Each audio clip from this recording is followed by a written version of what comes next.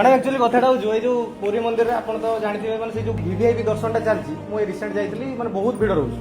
तो मैंने से जो सेवायत मैंने जो टंका नहीं वीवीआईपी दर्शन कराऊँ सहीटा आप किसी बंद कर पारते बहुत भल हुआ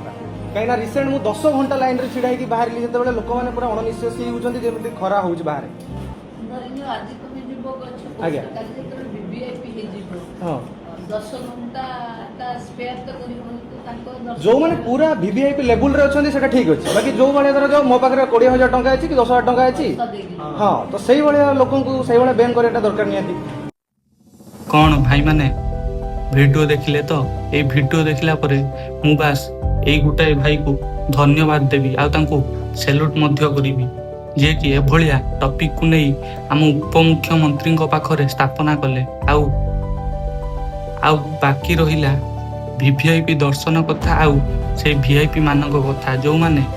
टंका देई जगा दर्शन करूचंती तो सेमानकु मु गोटाए कथा कहबी तुमे माने भी साधारण लोकों भली लाइन रे तुमको छिड़ा हबाकू पड़िबो कारण तुमे को ठिकार मुंडी हेताओ कि कोठिकार वीआईपी हेताओ किंतु जगा आगरे तुमको चाकर होई रहिबाकू पड़िबो आउ साधारण लोकों भली तुमको लाइन रे रही जगा दर्शन करिबाकू पड़िबो कहीं ना आम जगा ना देखे धनी ना देखे गरीब ना देखे को वीआईपी से बास देखे ता भक्त को आ शेष में बा सरकार को गोटाए अनुरोध करी कि ए वीवीआईपी दर्शन टाक टोटाल बंद करा जाओ आउ जो मैंने भी जगन्नाथ भक्त रहिले ना से यथेष्ट सम्मान दि जाऊ रही जय जगन्नाथ जय श्रीराम।